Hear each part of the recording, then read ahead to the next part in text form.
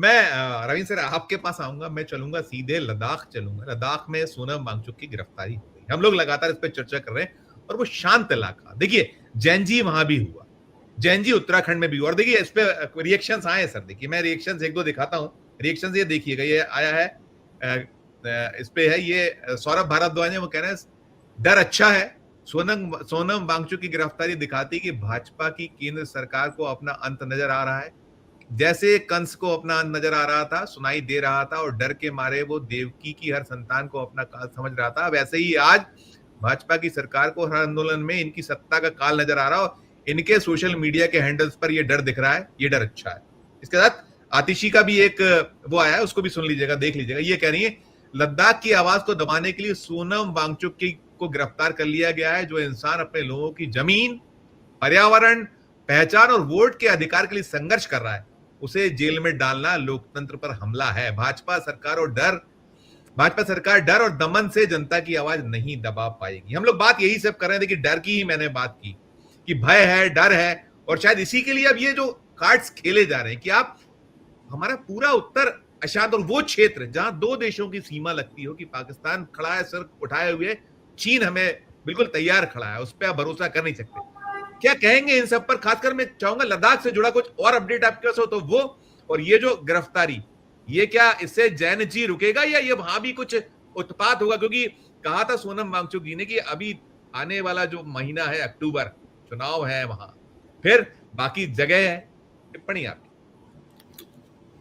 जी नमस्कार संजीव भाई, सब को पैनलिस्ट और दर्शकों को भी। संजीव भाई, एनएसए लगाया गया है, एनएसए लगाया गया है सोनम वांगचुक पर, उनको अरेस्ट किया गया। उनको अरेस्ट करने के लिए डीजीपी खुद गए थे और उन्होंने सोनम वांगचुक को अरेस्ट किया।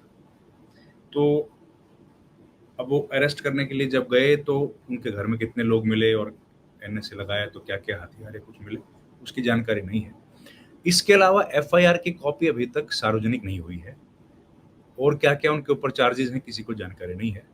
अभी केवल इतनी इन्फॉर्मेशन जो कि आप जानते हैं सरकार में जैसे लीक की जाती है, उतनी इन्फॉर्मेशन लीक करी गई।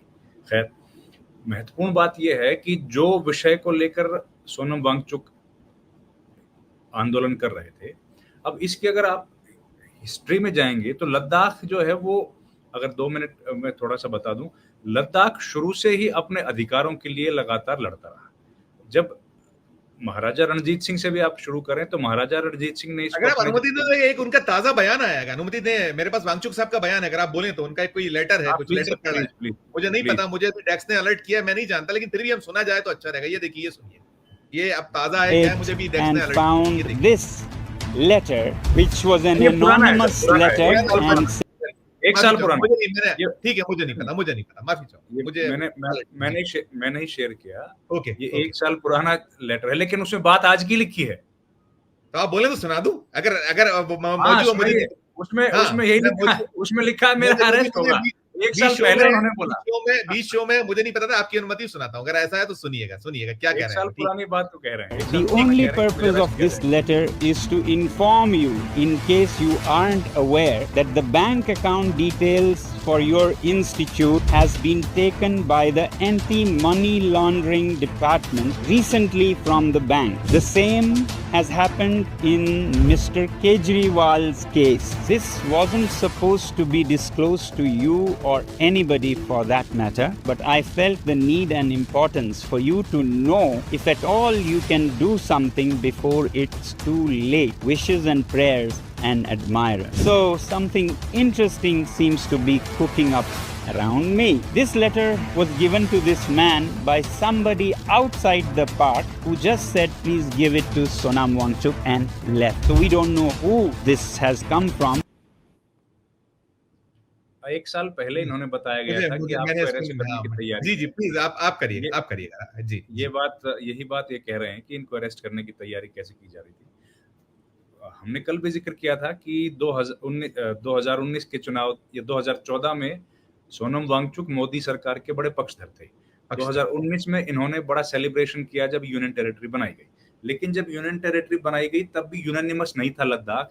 करगिल का खित्ता चाहता था कि यूटी ना बने, जिस स्थिति में है वो रहे, लेकिन लेह चाहता था कि बने, और वो बन गया। लेकिन लेह के इलाके की हमेशा से एक बड़ी तकलीफ रही है सब कि जो जम्मू कश्मीर रियासत थी, उस रियासत में ये एक हिस्सा ऐसा था जो बौद्ध प्रधान था, जिसमें बौद्ध जो है डोमिनेशन था, और इन लोगों को हमेशा अपनी लड़ाई लड़नी पड़ी। जब देश बंटवारा हुआ तो इन्होंने उस वक्त पे लद्दाख के लोगों ने, लद्दाख के नहीं, लेह के लोगों ने एक लेटर लिख के ये बात कही थी तत्कालीन प्रधानमंत्री नेहरू को कि हम लोग अलग हैं, हम लोगों को कश्मीर के साथ मत मिलाओ, हम लोगों को अलग रखो, जम्मू कश्मीर का हिस्सा नहीं है। वो तो महाराजा रणजीत सिंह ने हम लोगों को साथ जोड़ दिया था, हम लोग, हमारी जो कल्चर है वो अलग है। अगर हमको जोड़ना है तो पंजाब के साथ जोड़ो। पंजाब मतलब उस वक्त का हिमाचल भी पंजाब का हिस्सा था। तो पंजाब का जो इलाका है, जो लाहौल स्पीति का इलाका है, उसकी कल्चर मेल खाती है लेह के इलाके के साथ। तो उनका कहना था इसके साथ हमको जोड़ो। खैर वो नहीं हुआ। उसके बाद 87 तक ये लोग लड़ाई लड़ते रहे अपनी तरफ से, और उसके 88 में एक बार फिर से वहां पर लड़ाई हुई या वहां पर हिंसा हुई मुस्लिम्स और बौद्ध के बीच में। बौद्ध जो समुदाय है वो हमेशा आरएसएस का समर्थक रहा वहां पर, संजीव भाई। और जो करगिल इलाके के लोग हैं वो लोग, क्योंकि उनका तो कल्चर मेल खाता था, वो लोग वहां पर रह रहे थे कश्मीर के साथ, तो वहां पर एक बार लड़ाई हुई कि हम लोगों को हमारा अधिकार नहीं मिल रहा। तब जाकर ये जो हिल डेवलपमेंट काउंसिल की हम लोग बात कर रहे हैं, तब इसकी स्थापना की गई थी, ताकि लेह के लोगों की भी ऑटोनोमस एक डेवलपमेंट का रास्ता खुले। वो रास्ता तब जाकर के खुला। लेकिन अब इनको फिर से वही लड़ाई लड़नी पड़ रही है कि हमारा जमहूरियत में कोई आवाज नहीं है, एक सांसद है और विधायक जो है वो है नहीं। तो इन सब बातों को लेकर ये आंदोलन चल रहा था, शांतिपूर्वक आंदोलन चल रहा था। आज नहीं चला, पिछले 1-2 साल से हम लोग देख रहे हैं लगातार ये लोग इस आंदोलन को करते रहे। लेकिन अब मुझे लगता है कि जो घटना घटी है उस घटना की जांच नहीं करना, अभी तक जांच नहीं हुई है। अभी तक ना कोई मैजिस्ट्रियल इंक्वायरी उसके लिए जांच के लिए आदेश दिया गया है, ना कोई न्यायिक जांच का आदेश दिया गया है। जबकि लद्दाख से अब आवाज उठ रही है कि ये सारा घटनाक्रम जो हुआ है ये एलजी के फेलियर की वजह से हुआ है, जो लेफ्टिनेंट गवर्नर है। एलजी देखिए महीना भर पहले आए हैं, नए एलजी, हो सकता 2 महीना हो गया हो, नए एलजी हैं। उनके आने के बाद, क्योंकि पॉलिटिकल व्यक्ति हैं, इसके पहले 2 एलजी जो आए थे वो दोनों नॉन पॉलिटिकल थे, एक फौजी अफसर थे, एक ब्यूरोक्रेट थे। और ये जो पॉलिटिकल व्यक्ति आए हैं तो इनके रास्ते ये सब काम किया जा रहा है कि किसी तरीके से इस आंदोलन को शांत किया जाए। और ये जो आवाज भड़की है, जो लोग वहां से आवाज उठा रहे हैं, लेकिन रवीन सर ये जो किया गया है, इससे क्या ये मामला शांत होगा कि भड़केगा? ये क्या पीछे मकसद क्या दिखता है, उस पे आइएगा। नहीं, बिल्कुल, ये तो मजल करने की कोशिश है कि किसी तरीके से भी इस आवाज को दबा दिया जाए। ये तो साफ ही दिखाई दे रहा है संजीव जी, क्योंकि देखिए ना, मैं वही कह रहा हूं, जब आप जांच करने के लिए भी तैयार नहीं है। लेकिन आप दबाएंगे तो जो वहां का दबाएंगे तो यूथ जो वहां का है, जो आक्रोशित था, मैं उसकी बात कर रहा हूं।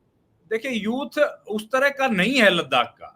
लेह का जो यूथ है वो एग्रेसिव नहीं है, वैसे वो हिंसात्मक प्रवृत्ति का यूथ नहीं है जैसे हम लोग देखते हैं। लेकिन अब इस तरीके का प्रेशर भी कभी नहीं आया उनके ऊपर, इतना परेशान भी वो लोग कभी नहीं हुए, इतने फ्रस्ट्रेशन भी उन लोगों में कभी नहीं आया। लेकिन मेरी जो समझ है वो यही है कि वहां का जो यूथ है वो बड़ा संयमित है। लेकिन दिक्कत क्या है संजीव जी, बाकी इलाकों की तरह वहां पर इंडस्ट्रीज नहीं है, वहां पर रोजगार के साधन नहीं है, प्राइवेट कंपनीज वहां पर नहीं जाती हैं। और उन लोगों को दिल्ली में आने में या देश के दूसरे हिस्सों में जाने में, अब पता नहीं क्या रीजन है, लेकिन वो लोग नहीं जाना चाहते हैं। वो लोग चाहते हैं कि हम लोग लिखें, पढ़ें और वापस जाकर लद्दाख में ही अपना काम करें, कोई बिजनेस हो, कोई कारोबार हो। अब ले दे करके बस टूरिज्म का एक सेक्टर है वहां पर जो डेवलप हुआ है, या फिर थोड़ा सा पिछले कुछ दिनों में हाइड्रो पावर का है। इसके अलावा वहां पर कोई डेवलपमेंट का रास्ता है नहीं, इंडस्ट्रीज लग नहीं सकती हैं। तो इस वजह से यूथ फ्रस्ट्रेटेड है। सरकारी नौकरी ना मिलना, सरकारी नौकरी के अलावा कोई साधन नहीं है, दूसरा प्राइवेट नौकरियां नहीं है, तो वो सबसे बड़ी दिक्कत है। लेकिन मेरी जानकारी तो यही है कि यूथ वहां पर ऐसा नहीं है। इस मामले को भी वो शांतिपूर्वक तरीके से ही सेटल करेंगे। ये जो हुआ है इससे गुस्सा जरूर होगा लोगों में, एग्जैक्टली बीजेपी के प्रति विरोध जरूर पैदा होगा। और अब ये जो इलेक्शन जिसकी आप लोग बात कर रहे थे, अब संभावना ये है कि हो सकता है इस इलेक्शन को ही टाल दिया जाए।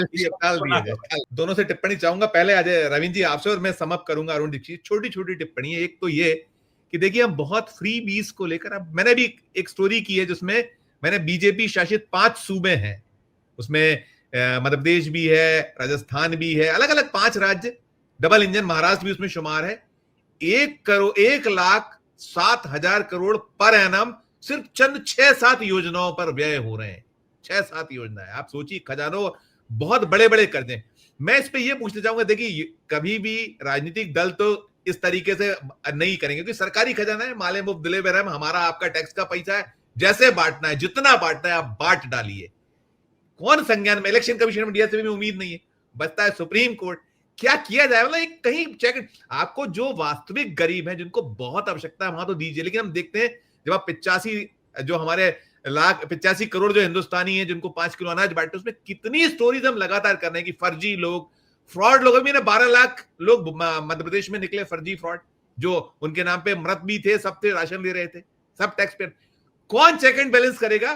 टिप्पणी आपकी और फिर समाप्त अरुण दीक्षित जी पे। रविंद्र जी। सुप्रीम कोर्ट के पूर्व मुख्य न्यायाधीश का इंटरव्यू तो वायरल हो रहा है आजकल। वो तो बता रहे हैं कि भाई वो तो जिस संविधान की शपथ लेके गए थे उसके हिसाब से उन्होंने कितना काम किया है वो बता ही दिया।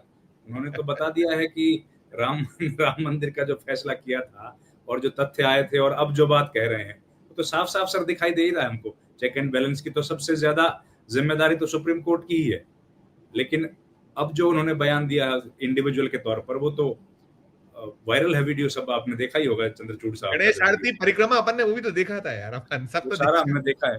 तो वो तो चिंता की वाकई में बात हो ही रही है सर, और ये इसीलिए तो ये सब चीजें आ रही हैं कि अब किसी इन चीजों का कोई मोरालिटी के लिए, जिस देश में मोरालिटी के नाम पर लोग इस्तीफा दे दिया करते थे, बड़े बड़े पदों को छोड़ दिया करते, यही नीतीश कुमार तो इस्तीफा दे गए थे जब वाजपेयी जी की सरकार में ट्रेन एक्सीडेंट हो गया था, इन्होंने इस्तीफा दे दिया था।